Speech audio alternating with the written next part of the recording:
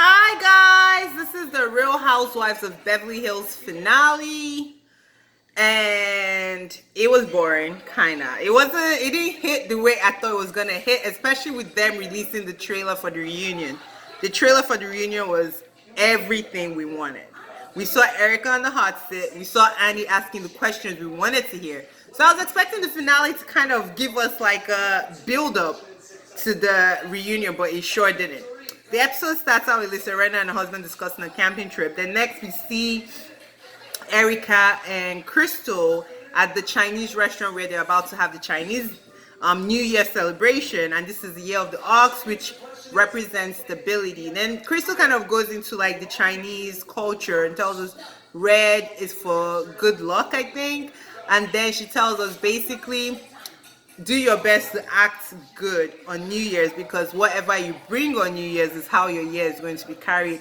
And I do believe in things like that. Like, I feel like New Year should be special. You should do what you want to kind of reflect the rest of the year on that day. So it's kind of like in line with what I think regular people would think, but it's good for her to share her culture. I liked that a lot. And Erica is like, I'm wearing red. I was sleeping red because I need all the luck I get right now. The next thing we see Sutton and Kathy at Kathy's investment property. And she brings up how she's confused about Erika's hot and cold attitude, which I totally understand, because it's like 1 minute you're not talking to me, the next minute you're connecting to me on a very special level, and I'm like, okay. And Kathy's like, well, whatever you guys do, this is Crystal's night. Let everybody kind of try and be in best behavior. Then Sutton is like, so how much is a property like this going to cost? And Kathy's like, 52 to 53 million, says it all like $5 to $10. And Sutton of all people is like, girl, I feel bored. Let me go to my poor side of town. And Kathy's like, well, why don't you buy this, boo? Forget all your designers and Paris trips. Buy this. And Sutton walks away. In that scene, I was like, Kathy and Kyle are real hustlers, because they will befriend you if they think you could support their business or something. I feel that scene, either the producers put it together or she was really trying to tempt Sutton into buying this stupid ass property. And Sutton did not take the bait, thank God. I was like, Kyle and Kathy are the same people. Next, we see Erika, the Fantastic Four, at lunch, and Kyle once again brings up how Sutton is still questioning Erika. Like, why do you keep bringing it up? Because you're questioning Erika through Sutton. But you're such a punk. You have no heart, and you can't tell her how you really feel. So you put it in, well, Sutton says this. Sutton says that so that you can see if she'll give you the real. Anyway, she tells her about the car ride. She still thinks you're being dishonest. Of course she still thinks you're being dishonest. We've heard 3 to 4 versions of the same story. So she gives us yet another version, and this time the police officer came and helped her find her husband, which was different from the version she told them prior. So I'm just like, girl, which one is it? We gotta keep this story straight. If I'm lying, I would lie to the grave. Like, I'll have it and the story will be said the same exact way. So I'm surprised she can't keep her lies together, because there are not that many. Or maybe they are, I don't know. But at least from this scene, it's like, okay, couple stories here and there. Keep those lies straight, because you look like a dishonest person, even if you're not being dishonest, if the stories keep changing. Anyways, then she threatens Kyle, talking about, do you want to get hit, or whatever she says. I don't feel bad for Kyle. I hope she hits her, because Kyle is very annoying. Such a pot stirrer. Then Kyle kind of gets a little bit of her balls dropped, and she's like, well, your Instagram posts are kind of insensitive, which, I mean, they've been insensitive, and all of a sudden now you're talking, but I'm happy she said something, but let's see. Then Garcelle is getting her makeup done and glam done for the Chinese New Year, and she's talking about this date that we didn't see because it was awkward as hell, and I'm happy they didn't show us the full date. It was in the back of a truck, which I didn't know allowed to go on dates. I don't get it. It was in the back of a truck, and I was like, why is she having this low budget date with this low budget looking dude? But Garcelle definitely likes her white dudes. Like, girl, okay. That vanilla be hitting different. But anyway, she says there's no connection, and she's not going to go on another date with him. Then we get to Crystal and her husband getting ready Crystal is a beautiful woman. Her husband seems to be in love with her. I hope it's real and it's not one of these Real Housewives relationship where it tumbles in the next couple seasons. But they look good together. Mikey is back. So Mikey is actually Erica's real friend.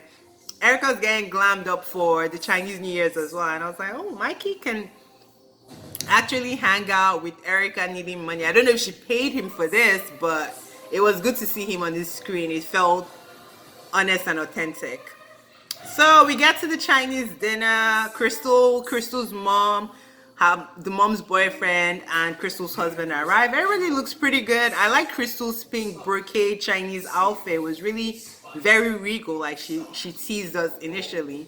I like that her mom is dating again because I'm African, well, Nigerian specifically, and our moms usually would not date in a situation like that. So it was good to see like this older lady not giving up on love and companionship. I loved seeing that she had a boyfriend. Like I wish our culture will adapt things like that because our moms, our aunties are like, no, it looks bad, blah blah blah. I'm like, girl, go find your man. Like ain't nobody got time for this. Anyway, love Crystal's dress. Kathy arrived with Elliot Mintz again, the famous Elliot Mintz at the drug fiend Dory dinner. And the same publicist, I don't know if you guys remember seeing pictures a few weeks ago of Kathy wearing a tablecloth. She claimed she wasn't drunk. She gave this long-winded story about why she was in a tablecloth. I think she was drunk or high. There is no way she got naked or removed her dress. If you were hot, leave the party. Go get in your Kathy Hilton. You could get a personal person to like just fan you if you're that hot. Because her excuse was like, oh, the dress was so hot, it was sticking to her, blah, blah, blah. You weren't in an inferno, girl, so why would you... Like, that story was bogus. I think either she was too drunk, maybe she spilled something on the dress, or because they were physically holding her up. I'm digressing, I know. But they were physically holding her up. Like, girl, you seemed like you were out of it. So the whole story she gave about why she was, but it's the same guy basically. Elliot Mintz, he's a publicist of the stars. So he comes in. Kathy's dress at this dinner looked good. Rina arrives. I guess she's in a jumpsuit. I didn't like what she was wearing. The wig looked like it needed more hair. It was very thin. But she arrived. She sees Elliot Mintz. We do a flashback to the famous dinner again. Garcelle arrives. I didn't like Garcelle's outfit. It looked like a house coat that was bedazzled. And it wasn't fitted, so it looked big. Making her look bigger, which is weird because Garcelle is a gorgeous lady. Kyle arrives. I loved Kyle's outfit. Tailored for the gods. I loved it. She looked good. The hair was done. She looked really good. Dorit shows up with... I don't know where she was going. She looked like she was going to some Oscar party with the fur and... It was just like Dory is too much with the labels from head to toe, or I don't know. She just looks weird. She looked good, but it looked like the wrong party, basically.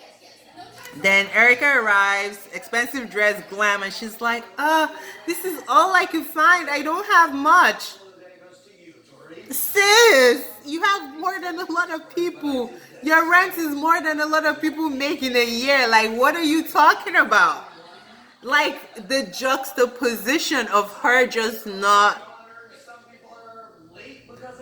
reading the room is quite telling. Like, girl, I don't know. But she arrives, Sutton is there, she's called to Sutton again, so I just cannot. Like, pick a side. If you hate Sutton and Sutton has pissed, Sutton was actually the only honest friend to you. And maybe Crystal, because Crystal didn't really say nothing behind her back. But everybody else was questioning you behind your back and not to your face.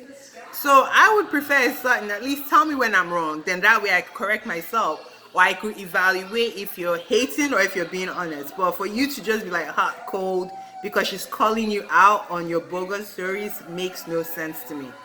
Anyway, then Crystal is telling them about Chinese New Year, about some animals are going to come out, give them the gift, blah, blah, blah. And Kyle's silly self actually thought they were going to release animals in a restaurant where people eat. This is America. But anyway, they start playing the instruments and she almost freaks out, almost jumps out of her chair. Then she calms down. Then They finish all that presentation. Then Kyle turns to Sutton. What about your house, Sutton? And Sutton's like, the man said 6 weeks. Then they give us a look at the picture of the house that is 6 weeks. I was like, this looks like 3 to 6 months. Like, this don't look like no 6 weeks. But apparently she's been saying 6 weeks for 6 months. And I was just like, man, when women are doing the work, these men really do be playing with us. These construction people. But she has the money. She's good. Then Kyle again starts with Sutton talking about, Sutton, this new year, don't sweep things under the rug. And Sutton takes the bait. I'm like, Sutton, aren't you intelligent? Don't you know when she's like trying to put you on blast? Or maybe it's the producers also kind of engineering some of these things. That's what I'm thinking. But Sutton takes the bait, reaches out to Erika. Erika is silent. Like, it was the most uncomfortable silence ever. But she's silent and picky, and everybody's like, are you going to say something? She's like, I have nothing to say. I don't even know why Sutton keeps trying. Like, girl, move on. Move on. And Sutton goes in confessions. She's like, what am I trying too hard? That's my question to you, sis. Why are you trying too hard? Leave this witch alone. She doesn't even have any real friends. All the people smiling and kicking with her in front of her are talking about her behind her back. Like, we found out Kyle was the one telling people that they had money problems at Andy's baby shower, which I totally believe, because Kyle is that kind of person. So it's like, I don't know. So I just give up. Then PK says that, dude, it's uncomfortable. Like, I just love PK and his honesty. He's like, this is awkward as hell. Like, give us something. Like, the silence is thick. Anyway. Then Sutton and Kyle in the bathroom. Kyle brings it up again. They're discussing it, and Kyle agrees with Sutton behind Erika's back. But of course, she's never going to say it to her face, as always. Kyle is very annoying to me. Then they meet again in this group setting, and I guess Kathy goes to Erika and tells her, just listen, just listen. And they're talking about Erika versus Sutton again, and Sutton reaches out. But this time she's like, well, I'm just not ready. Give me a minute. I was just like, this is kind of like the end of the season. And it was just like lackluster. And everyone, you know how they do their end of year stuff. Everyone goes around and kind of discusses what their plans are. And they give us a synopsis of what's to come. I just can't wait for the reunion. This finale was whack. I'm happy it's done. Let's get to the thick of it, because no one could stand up except Sutton and maybe a little bit of Garcelle. I feel like Garcelle even got scared, and Garcelle is my girl because we rep the, you know, blackity black. But she got scared too. Nobody really held Erika's feet to the fire. There's no way you are that ignorant. Like, they're tracking 20 million to your business account. Are you saying you didn't know when that entered your account? That's hard to believe. Like, when I get $1 extra, I'm like, oh yeah, I see that. So 20 whole million. Anyways, that's it for Real Housewives of Beverly Hills. Look out for my reunion chatter next week. This week, I might do the challenge. I don't know. But definitely we'll do Love and Marriage Huntsville later on this weekend. And maybe Love After Lockup. But yeah, like, subscribe, tell a friend. Thank you. Bye.